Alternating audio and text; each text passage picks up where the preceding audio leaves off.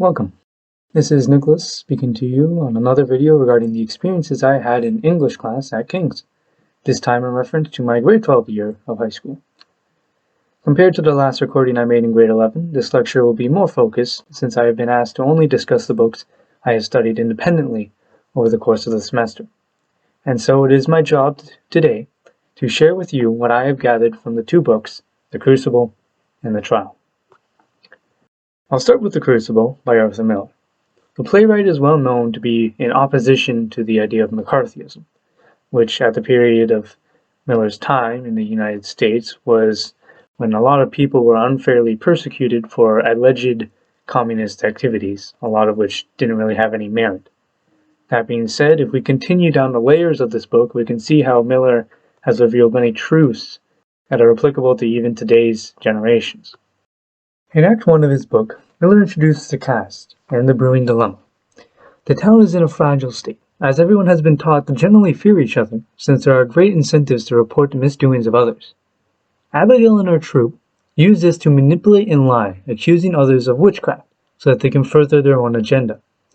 Abigail wants to enjoy a romantic relationship with John Proctor, but he is already married and wants nothing to do with her.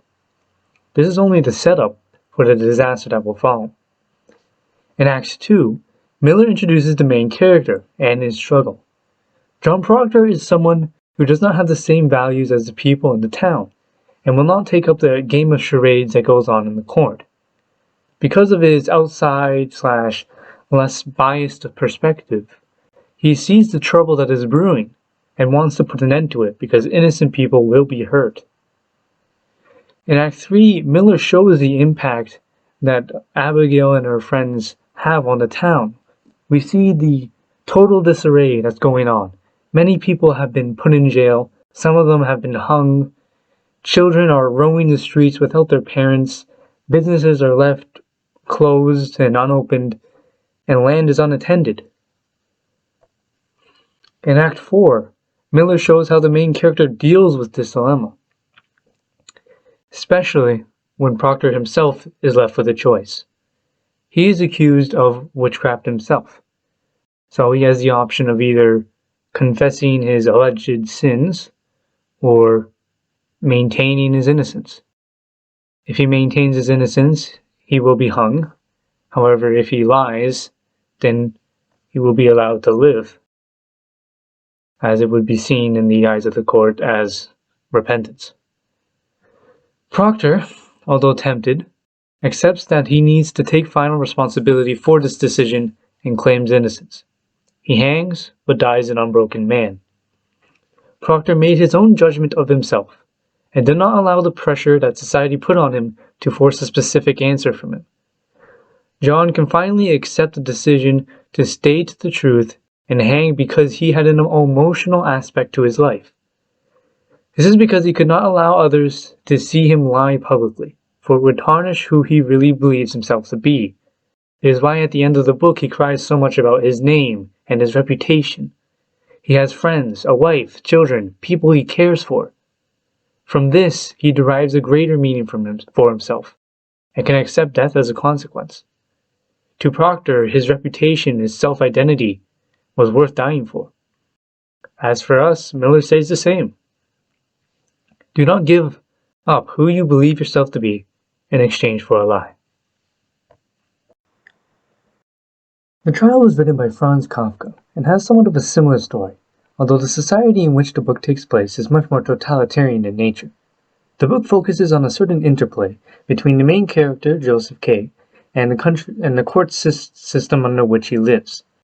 The ideology of the justice system in these societies is dived into extensively, but I would rather focus on the just as equally important messages that Kafka provides through K alone. K is a very rational person, similar to John, but his emotional state is a complete disaster. K has lost both his parents, he does not maintain ties with his family, he struggles with female relationships, and even in professional settings, K becomes disinterested, and through ignorance he becomes very rude to his guests and clients. At the start of the novel, K is arrested for an alleged crime, but the author never tells us what it is. I believe that K's crime is that he's too rational. K has become apathetic, maintaining a general uncaring attitude, simply believing that everything will turn out alright for him in the end. This apathy grows and grows over the course of the novel, as Kay's already fragile relationships with other people in his life break when he needs them most. Kay doesn't even think to rely on what little of a support system he has, instead thinking about just his pride. Over the course of the book, Kay slowly deteriorates, leading more and more into nihilism, as his attempts to fight the court system all amount to nothing. At the very end, Kay has accepted his reality and his inevitable fate, death by the hands of the court. Kay has given up on life, becoming even more apathetic than he was before, even though he still yearns to know the answers to his unanswered questions. Kay differs from John in this sense, that Kay dies without purpose, without meaning, without answers to his questions, the last of which he is not at fault for, but he is unable to move past it. Kay's last moments were with his arms stretched out, as if he were reaching or hoping for something more to come to him. John is also not at fault for the situation he is put in the Crucible, and his attempts at fighting the court system reasonably are all thwarted, like Kay.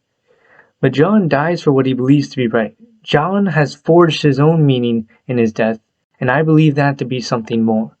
Kay could accept his reality, but he was never able to move past it and find something more. He let himself fall further into nihilistic apathy and died a broken man. Do not fall into the same trap that Kay did. Enjoy life's wonders, no matter how oppressive life may seem to be, and you will forge that more that everyone seems to be looking for.